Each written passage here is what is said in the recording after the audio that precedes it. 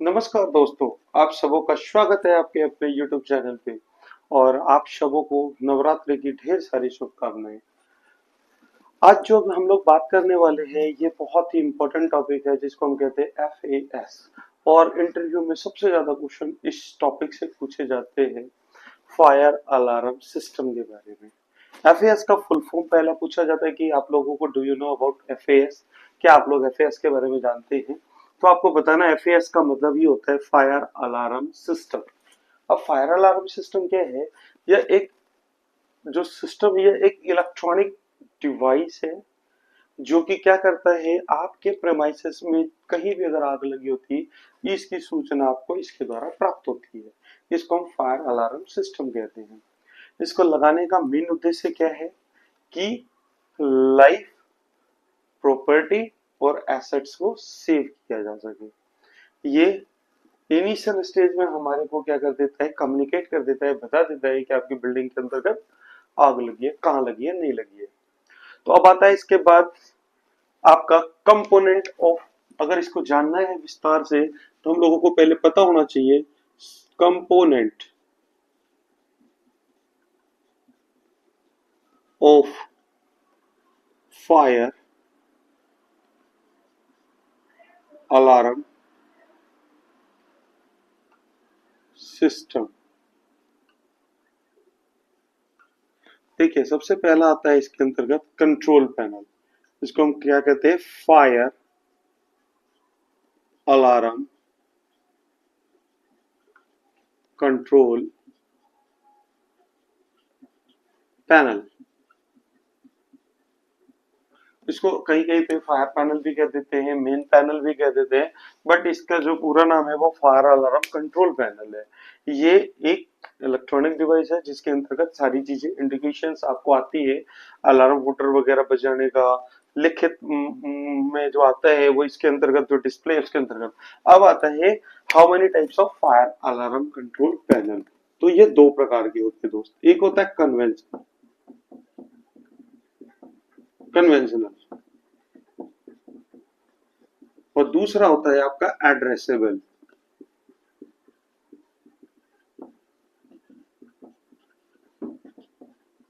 इसी को non addressable भी बोल देते हैं दोस्त। ऐसा ना हो अगर आपसे पूछ दे कन्वेंशनल या नॉन एड्रेसेबल क्या होता है, तो आपको बताना है conventional and non addressable both are same.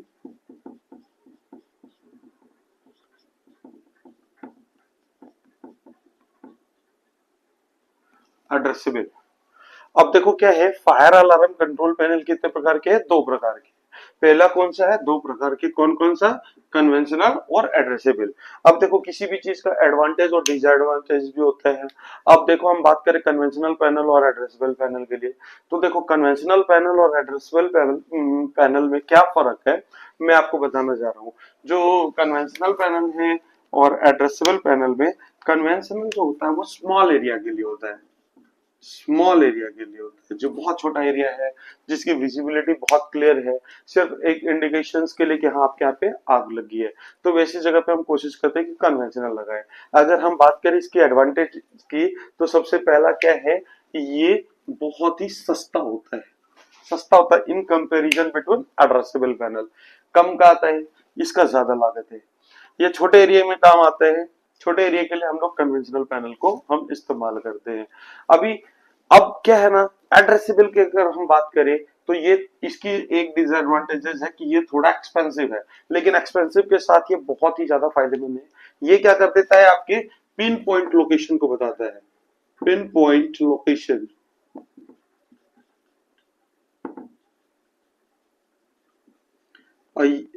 Location, और ये क्या करता है, zone, zone one zone two ऐसे करके बताता है। ये एग्जैक्ट लोकेशन को बताते हैं। अब एग्जांपल के लिए आप समझो, दो व्यक्ति हैं, एक ए नाम का है जो कि क्या करते हैं, कहाँ रहते हैं, दिल्ली में रहते हैं, दिल्ली में रहता है। दूसरा व्यक्ति है वही ए, ये कहाँ रहता है, आपका GK 2 Delhi, house number 41, second floor. अब क्या होगा, अगर इन दोनों व्यक्ति को ढूंढने के लिए हम जाएंगे, एक व्यक्ति ए को ढूंढेगा, पहले दिल्ली आएगा, दिल्ली में क्या करेगा, 50 लोगों से पूछेगा भाई, या देखेगा कि भाई ये ए नाम का व्यक्ति है या नहीं। अब इसको ढूंढने में क्या लगेगा, ज्यादा टाइम कंज्यूम्ड होगा, जिसकी वजह से ज्यादा टाइम कंज्यूम्ड होने की वजह से क्या होगा, आपको फायर ढूंढने में टाइम लगेगा। लेकिन ये क्या है, इसी ए व्यक्ति को ढूंढने के लिए अगर आपके पास प्रॉपर लोकेशन है जीके 2, यानी पहले दिल्ली आया, दिल्ली में जीके 2 में गया, जीके 2 में जाने के बाद हाउस नंबर 41 में गया, 41 में जाने के बाद सेकंड फ्लोर पे उस व्यक्ति से मिल लिया। तो ये है एड्रेसेबल। ये दोनों के अंतर्गत मेजर डिफरेंस है। ये छोटे एरिया में लगाते हैं इसीलिए, और ये क्या है, बड़े कैसा भी एरिया हो, ये डायरेक्ट आपको लोकेशन पे पहुंचाता है। तो हम ये बात कर रहे थे, पिछले वीडियो में भी मैंने ये चीज डाला है। आप लोग अगर वो वीडियोस आपने देखा होगा तो उसमें आपको पता चल जाएगा कि एड्रेसेबल और कन्वेंशनल में फर्क क्या है। अब इसके बाद इसका जो दूसरा कंपोनेंट आता है वो आता है दोस्तों डिटेक्टर। इसके नाम से ही पता चल जाता है, पता लगाने वाला। डिटेक्टर का मतलब पता लगाना। ये 3 प्रकार के होते हैं। पहला आपका आता है स्मोक, दूसरा होता है आपका हीट, और तीसरा होता है आपका beam. Smoke detector, heat detector और बीम डिटेक्टर। इस डिटेक्टर्स के बारे में जो है हम लोग नेक्स्ट क्लास में सेपरेट करके पढ़ेंगे, लेकिन मैं आपको बता दूं छोटा छोटा सा कि स्मोक डिटेक्टर कहाँ लगाते हैं, जहाँ पे वैसे क्लासी टाइप का मटेरियल है, जहाँ पे बहुत ही कम फ्लैमेबिलिटी पे जो है ऐसा मटेरियल जल जाता है, जहाँ पे स्मोक होते ही तुरंत उसको सेंस करके आपके कंट्रोल पैनल को बता दे। हीट डिटेक्टर ज्यादातर हम लोग जैसे किचन वगैरह में, क्योंकि वहाँ पे हमेशा क्या होता है, तड़के वगैरह लगा देते हैं तो स्मोक निकलता है, जिसकी वजह से स्मोक डिटेक्टर बार बार एक्टिवेट हो जाएगा, तो हम लोग कोशिश करते हैं हीट डिटेक्टर। अब बीम डिटेक्टर क्या होता है, ये थोड़ा एक्सपेंसिव भी है, इसको हम लगाते भी एक्सपेंसिव एरिया में, जैसे कोई सर्वर एरिया है, सर्वर रूम है। सर्वर रूम होने की वजह से क्या होगा कि वहां पे मान लो जैसे ही अगर बीम डिटेक्टर है जो ऐसे डिटेक्ट करेगा, और ये क्या करता है इनिशियल स्टेज में, इसके लिए कुछ स्मोक का एक रेंज है, इसके लिए क्या कुछ हीट की एक कैपेसिटी है, उस हिट तक जाएगा। लेकिन बीम में क्या है, जैसे ही बीम आया, बीम को क्या करता है, जैसे ही डिटेक्ट करता है, डिटेक्ट करके तुरंत कंट्रोल पैनल को बता देता है। ये बहुत ही हाईली सेंसेबल होता है, बहुत तुरंत बड़ा सेंस करके आपके कंट्रोल पैनल को बता देता है। तो ये बात थी डिटेक्टर्स के बारे में, smoke detector, heat detector, beam detector. अगले क्लास में हम एक एक करके इसके बारे में जानेंगे। स्मोक डिटेक्टर के बारे में कैसे इसका कनेक्शन होता है, क्या इसका वर्क होता है, हीट डिटेक्टर के बारे में, वैसे ही बीम डिटेक्टर के बारे में। अब अगर हम डिटेक्टर के बाद अगर आते हैं, अगर हम बात करें तो अगर यहां से तो देखिए आपके पास क्या हो गया, फायर अलार्म। इसका थर्ड जो आता है वो आता है आपका हुटर। हुटर क्या होता है, हुटर जो है सो आपका क्या होता है, अलार्म सिस्टम होता है, जो कि क्या कर देता है कि जहां पे भी अगर अलार्म वगैरह अगर हम अगर बजाते हैं तो इस चीज को ये नोट डाउन करके क्या करता है, तुरंत हमारे को बता देता है कि भाई ये जो है सो इस एरिया में आपके यहाँ पे ये हुआ। हुटर के द्वारा हमारे को क्या पता चल जाता है, कम्युनिकेशन मिल जाता है, अलार्म बज जाता है। अब अगर बात करें हुटर के बाद जो आता है वो आता है आपका एसएमपीएस। एसएमपीएस या इसको हम कहते हैं कम बैटरी चार्जर।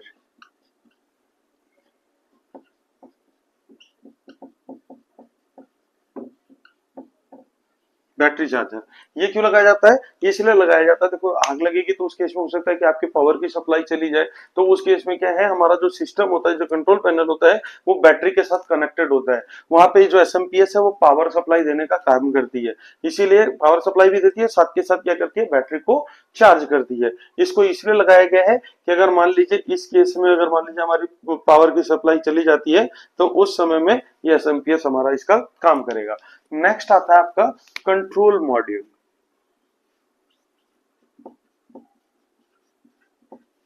कंट्रोल मॉड्यूल, अब बात आती है कंट्रोल मॉड्यूल का काम क्या होता है। कंट्रोल मॉड्यूल का काम ये होता है दोस्त, जैसे देखो अभी क्या है ना, आपके यहाँ पे एक डिटेक्टर, स्मोक डिटेक्टर ने क्या किया, तुरंत स्मोक को सेंस किया। सेंस करते इसने किसको बताया? कंट्रोल पैनल को बताया। कंट्रोल पैनल ने क्या किया? इसको कंट्रोल मॉड्यूल के पास ये कमांड भेजा। कंट्रोल मॉड्यूल को बोला कि भाई एक काम करो, यहाँ पे आग लग गई है तो तुम क्या करो, अलार्म हुटर को एक्टिवेट कर दो। या ऐसा कोई मान लो वैसा एरिया है जो कि बहुत ही सेंसिटिव है, वहां पे हल्का सा भी फायर होने से बहुत बड़ा नुकसान हो सकता है, तो वैसे केस में कुछ एक मतलब कि हम लोग जो सिस्टम है जैसे सप्रेशन सिस्टम है, या हम बात करें कि ड्रेंचर सिस्टम है, वाटर कर्टन सिस्टम है, ऐसे इंस्टॉल करके रखे होते हैं कि जैसे अगर कुछ हो तो तुरंत उस समय में क्या हो जाए, वो अलार्म भी बज जाए, साथ के साथ वो सिस्टम भी हमारा एक्टिवेट हो जाए। वो किसके द्वारा होता है? इस कंट्रोल मॉड्यूल के द्वारा होता है। यही क्या कर देता है? पावर को सप्लाई कर देता है हुटर को, तो हुटर बजना प्रारंभ हो जाता है। इससे जितने भी सिस्टम आपके ऑटो कनेक्टेड होंगे ये ऑटोमेटिकली वो क्या हो जाते हैं? एक्टिवेट हो जाते हैं। इसीलिए हम इसको क्या कहते हैं? कंट्रोल मॉड्यूल कहते हैं। नेक्स्ट आता है आपका input module. Input module. Input module के अंतर्गत देखो ध्यान देने वाली बात क्या होती है दोस्त, इनपुट मॉड्यूल को बहुत जगह मॉनिटर भी बोलते हैं। Monitor module. अब मॉनिटर मॉड्यूल का काम क्या होता है दोस्त? अब एग्जांपल के लिए समझो, जैसे कि कोई आपके यहाँ पे एक मान लो बहुत बड़ा मॉल है, आपने बहुत बड़े मॉल के अंतर्गत ये सिस्टम लगा रखे हैं, लेकिन क्या है ना, यहाँ पे आपने क्या कर रखा है, मॉल है तो आपने क्या करना है, ऑब्वियसली कि आप अकेले नहीं रहोगे, इसके अंतर्गत छोटे छोटे शॉप्स वालों को आपने क्या कर रखा है, वो शॉप्स जो है ना अलॉट कर रखा है। मान लो ये शॉप्स आपने दे रखा है किसको? मोर को। मोर रिटेल को आपने दिया है। मोर रिटेल ने क्या किया, अपना शॉप खोलने से पहले इसको भी फायर की एनओसी लेनी पड़ती है, तो इसने क्या किया, अपने यहाँ पे फायर का क्या है सिस्टम इंस्टॉल कराया। इसने अपना खुद का डिटेक्शन सिस्टम भी, स्प्रिंकलर सिस्टम भी, या जो भी है, मतलब इसने अपना अगर मान लो सिस्टम अलार्म सिस्टम लगाया इसने, ठीक है। तो ये क्या करेगा, ये चाहता है जो मेन बिल्डिंग का जो ये है कि यहाँ से एक वायर आए और ये डायरेक्ट इसके कंट्रोल पैनल को भी कमांड दे दे, यानी कि ये क्या है, इनपुट मॉड्यूल के अंतर्गत इनपुट मॉड्यूल के द्वारा क्या हो जाएगा, इसको कमांड चला जाएगा। ये डिटेक्ट करेगा कि हाँ भाई मोर के अंतर्गत आग लग गई है, तो जहां से उनकी भी जो आपकी जो टीम है, रेस्क्यू टीम है, वो आपको सपोर्ट करने के लिए अपने इक्विपमेंट के साथ वहां तक पहुंच पाए। तो ये किसके द्वारा पॉसिबल होता है? इनपुट मॉड्यूल के द्वारा। तो इनपुट मॉड्यूल ऐसे सारे कमांड को लेके क्या कर देता है, तुरंत आपके कंट्रोल पैनल को बता देता है, जिससे कि क्या होता है, आपका कंट्रोल पैनल जो है सो इस के बारे में जानते ही तुरंत जो है सो अपना काम करना प्रारंभ कर देता है। इसके बाद आता है आपका नेक्स्ट जो होता है, वो होता है फॉल्ट आइसोलेटर। देखिए ये हम जो बात कर रहे हैं बड़े लेवल पे जहां पे लगाया जाता है उनकी बात हो रही है। तो फॉल्ट आइसोलेटर का काम क्या होता है दोस्त? अब देखो फॉल्ट आइसोलेटर यहाँ पे जो नेक्स्ट है वो है फॉल्ट आइसोलेटर।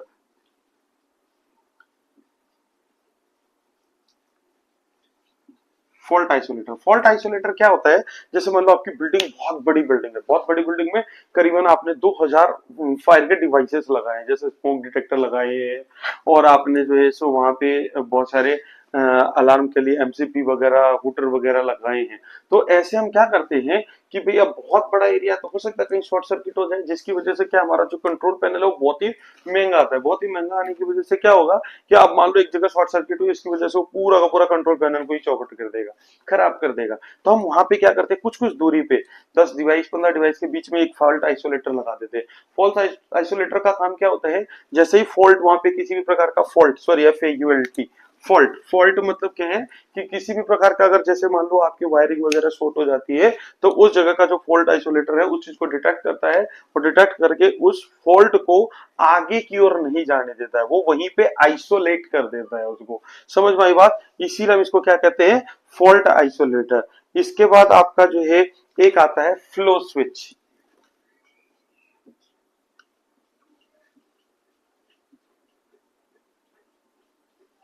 दोस्तों फ्लो स्विच की जरूरत कहाँ पे पड़ती है, जैसे स्प्रिंकलर वगैरह की लाइन है।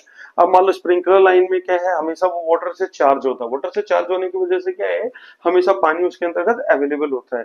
तो उसके अंतर्गत हम लोग क्या करते हैं ना, फ्लो स्विच लगाते हैं। फ्लो स्विच लगाने का मेन मकसद क्या होता है, मान लो कभी हमारा जो स्प्रिंकलर है ऑटोमेटिकली ऑपरेट हो जाए, या उसके जो कॉटरेज है टूट जाए, जिसकी वजह से क्या है वो ऑपरेट हो जाए, या किसी गाड़ी वगैरह बेसमेंट वगैरह में ऐसे केसेस ज्यादा देखने को मिलते हैं कि ओवरराइड गाड़ी आ जाने की वजह से क्या होता है, या मटेरियल लोडिंग होने की वजह से वो क्या करता है, आपके स्प्रिंकलर को डैमेज कर देता है। उस केस में क्या होता है, अब देखो अगर ये पाइपलाइन है, इसके अंतर्गत वाटर की सप्लाई है, लेकिन किसी भी प्रकार का लीकेज नहीं है, तो ये क्या स्थिर है।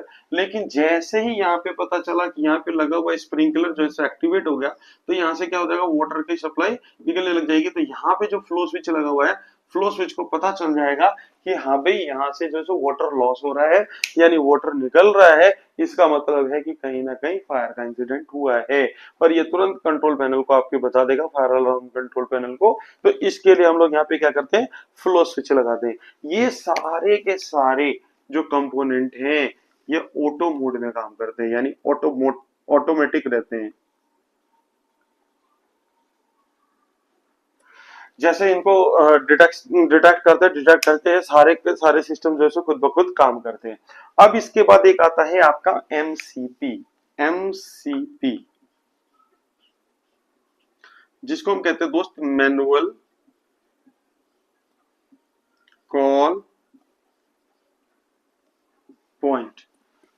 मैनुअल कॉल पॉइंट, अब ये क्या है, देखो ऐसा तो नहीं, आपातकालीन स्थिति तो कुछ भी हो सकती है, फायर भी हो सकता है, किसी जहरीली गैस का रिसाव हो सकता है, किसी प्रकार का टेररिस्ट अटैक हो सकता है, या मान लो कि बहुत सारी चीजें हैं, सिम्टम्स है।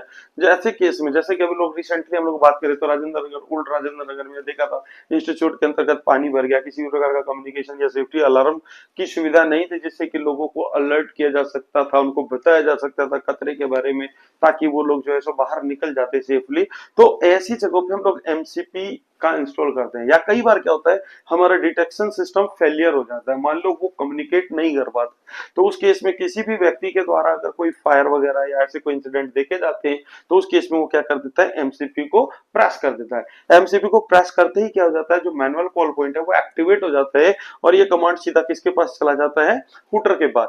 हुटर जो है सो रैंक करना स्टार्ट हो जाता है, जिससे कि कई जगह पे क्या लगा होता है, आपके अलार्मिंग सिस्टम पे लगे होते हैं, जिसको हम क्या कहते हैं, it's an emergency situation, please evacuate the building very fast, या एक आपातकालीन स्थिति है, कृपया इमारत को जल्द से जल्द खाली करें। इस टाइप का वहां पे बजर वगैरह बजना प्रारंभ हो जाता है, जिससे कि सभी लोग जो है सो बिल्डिंग को खाली करके बाहर निकल जाए।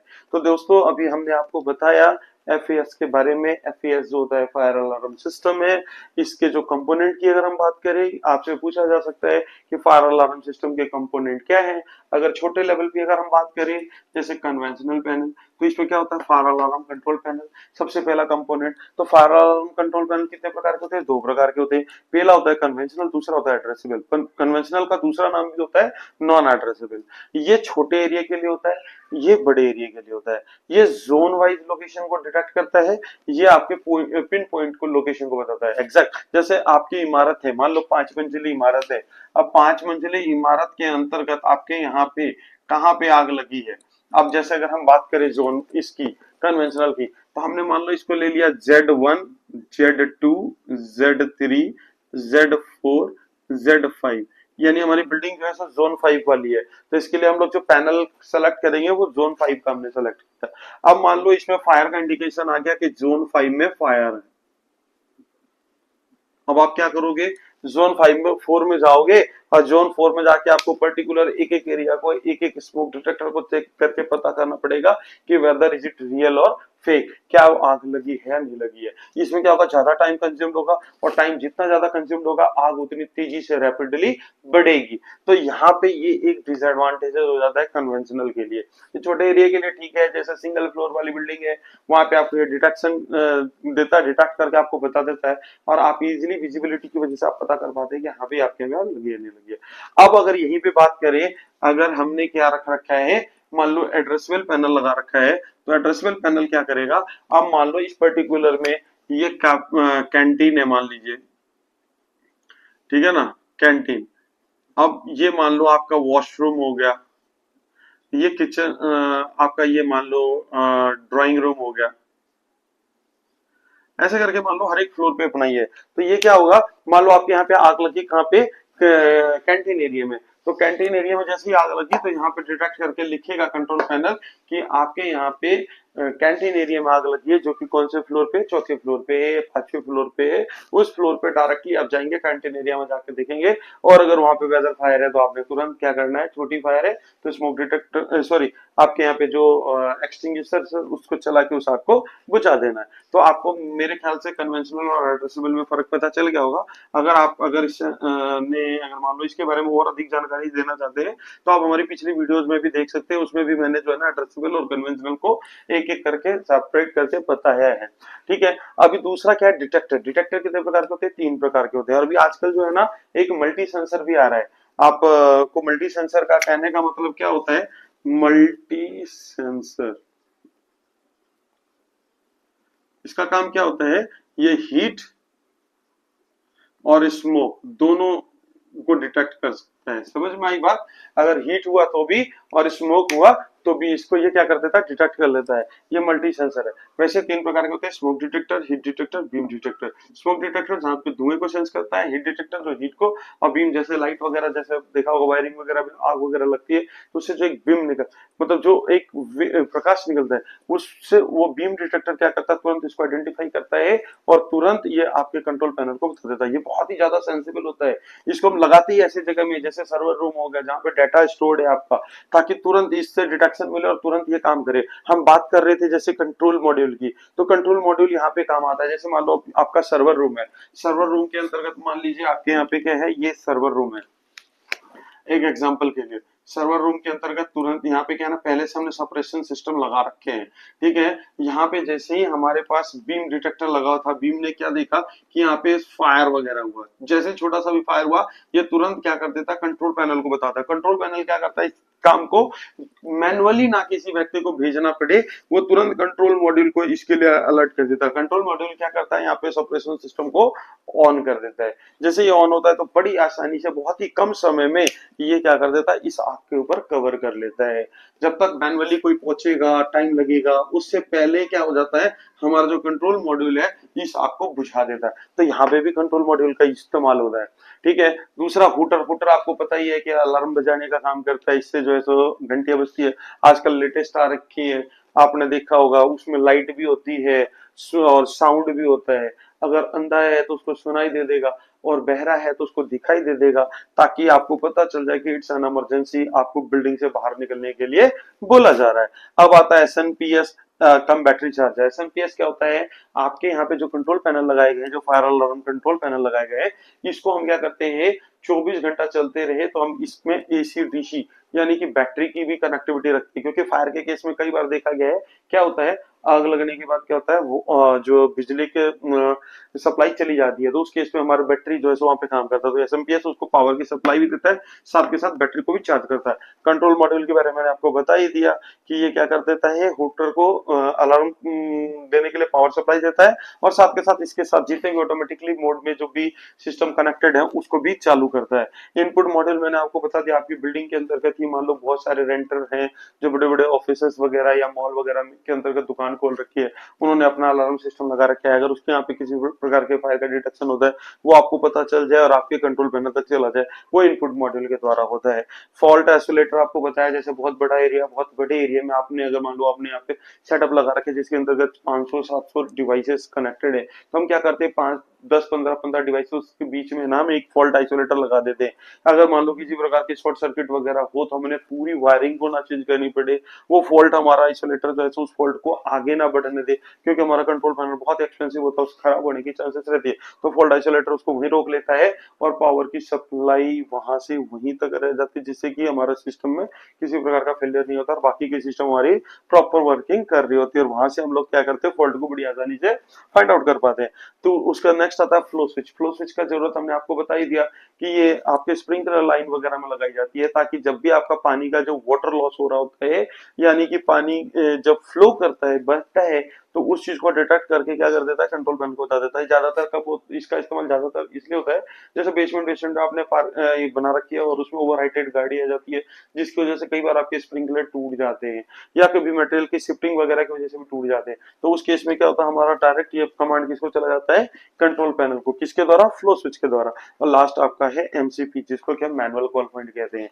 ये सारे ऑटोमेटिक मोड में काम करता है, ये मैनुअली काम करता है। इसका इस्तेमाल हम कब करते हैं, जब अगर हमारा सारा फायर का डिटेक्शन सिस्टम काम करना बंद कर देता है, या फायर के अलावा अदर कोई इमरजेंसी होती है, उस केस में हमको एमसीपी एक्टिवेट करना होता है। तो आशा है इसके बारे में आपको, एफएस के बारे में जितने भी छोटे छोटे क्वेश्चंस वगैरह हैं वो आपको समझ में आ गए होंगे, और एक एक पॉइंट को हमने बताया है। फिर भी अगर इसके अंतर्गत कोई कमी लग रही है, अगर आपको नहीं समझ में आ रहा है या कुछ और जानने की, तो आप हमें कमेंट कर सकते हैं। अगर हमारे चैनल पे आप नए हैं तो प्लीज इसको सब्सक्राइब करें, लाइक करें और शेयर करें। धन्यवाद।